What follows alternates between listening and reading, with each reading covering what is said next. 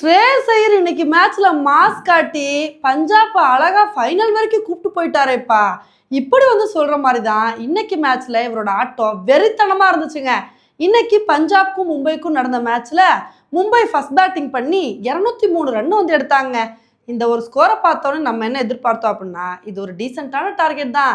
மும்பை நல்ல ஒரு bowling performance கொடுத்து பஞ்சாபோட டாப் ஆர்டரை மட்டும் வேகமாக காலி பண்ணால் போதும், ஈஸியாக இந்த மேட்சை மும்பைனால் வின் பண்ண முடியும் அப்படின்னு தாங்க எதிர்பார்த்துட்டு இருந்தோம். அதுக்கு தகுந்தாப்புல மும்பை ஸ்டார்டிங்கில் 10 பால் 2வது ஓவர்லேயே பிரப்சிம்ரனோட விக்கெட்டை எடுத்தாரு. ஆனால் அதுக்கப்புறம் பிரியான் சாரியாவும் ஜோஸ் இங்கிலீஷும் நல்ல ஒரு பார்ட்னர்ஷிப் போட்டாங்க. இதுலேயும் 5வது ஓவரில் பும்ராவோட ஓவரையே பிரித்து மேய்ஞ்சு 20 ரன் எடுத்து பட்டையை கிளப்பிட்டாங்க.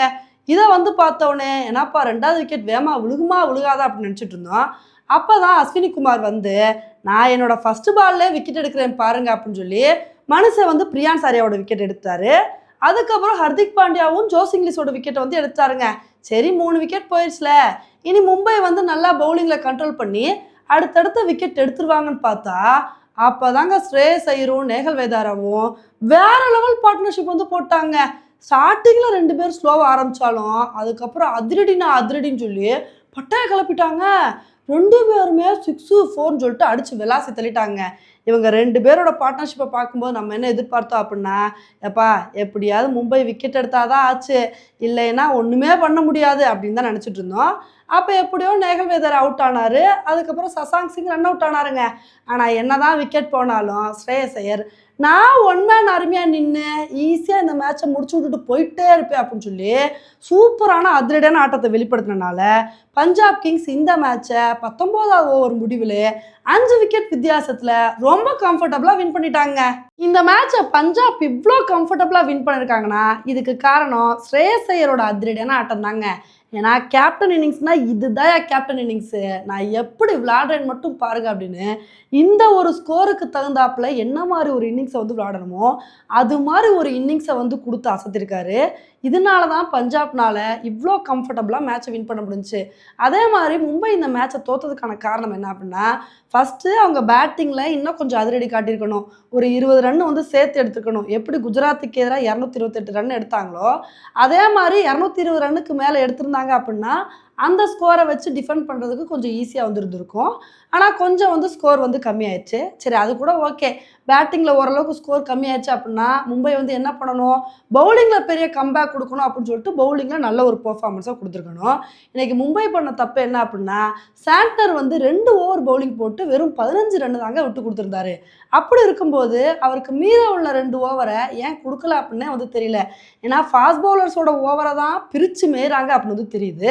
அப்படி இருக்கும்போது முன்னாடியே சாண்ட்னருக்கு ஒரு ஓவர் கொடுத்து ட்ரை பண்ணியிருக்கலாம்.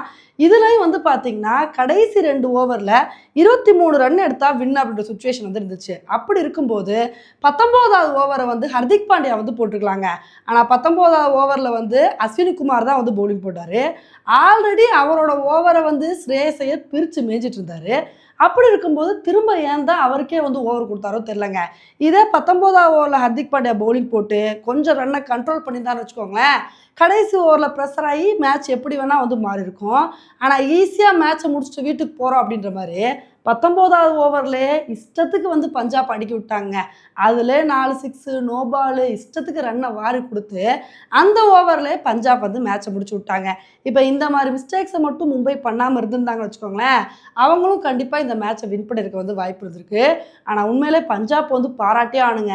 5 தடவை கப்படிச்ச மும்பையை அசால்ட்டாக வீழ்த்திட்டு ஃபைனலுக்கு போனாங்க பார்த்தீங்களா, உண்மையிலே இது வேற லெவல் தான். இப்போ ஃபைனலில் ஆர்சிபியும் பஞ்சாப்பும் மோதுறனால இது வரைக்கும் ஐபிஎல் சீசனில் கப்படிக்காத டீம் தாங்க இப்போ சாம்பியன் ஆக போகிறாங்க. ஏன்னா இது வரைக்கும் ஆர்சிபியும் ஒரு தடவை கூட கப்படிச்சதில்லை, பஞ்சாப்பும் ஒரு தடவை கூட கப்படிச்சதில்லை.